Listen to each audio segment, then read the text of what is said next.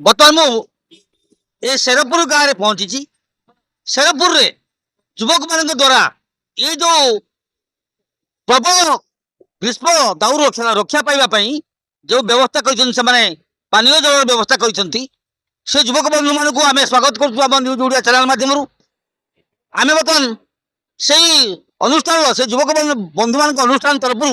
आम जन भाई की पचारूँ से कार्यक्रम कहीं कर शुणा केत कथा मुख्य उद्देश्य जो प्रबल खरा हो बर्तमान 45 डिग्री उपरे खरा लोक मैंने ये रास्तार गला बेले पानी टुपे कौटी पानीय जलर कौटी भी सुविधा ना तेणु ये गाँव रे छोट छोट पिला माने ये लोक मान द्वारा गोटे प्रयास करा जायछि जे कि कहीं जमी पानी असुविधा न पड़तु समस्ते जमी कहीं सुशीला न रुहतु। आज पवित्र रामनवमी यही उद्देश्य आम गाँव शेरपुर गाँव पिला माने तेणु पानी बंटन कर दही पणा बंटन कर बहुत बहुत बड़े सुंदर कथा कहले जे बर्तमान जो ग्रीष्मर प्रभाव आस्ते आस्ते बढ़ी बढ़ी चली आपण उद्यम को सारा ओडिशा प्रशंसा कर पूरपल्ली आपण बार्ता पहुँचब आपण लोक मैंने प्रशंसा पोती पकड़े कहीं आप आज बड़े दिन में रामनवमी एक पवित्र जो कार्य कर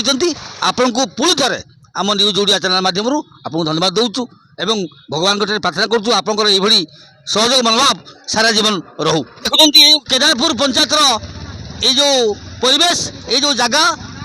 रास्ता मुख्य रास्ता चांदबाली भद्रक मुख्य रास्ता शह शह गाड़ी घोड़ा जावासवा करुच्ची एवं आम बर्तमान जो भिजुआल आपको देखु देखु प्रबल खरा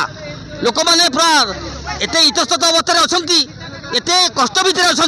तथापि युवक बंधु मैंने जो प्रयास कर विभिन्न महल स्वागत कर ग्रीष्म प्रभाव बढ़ी बढ़ी चलती आज जो युवक बंधु मैंने जो व्यवस्था कर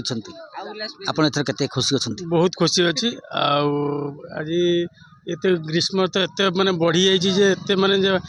अंशुघातटा भी हवा भी माने जोर दरकार हो बर्तमान युवक मैंने जो कर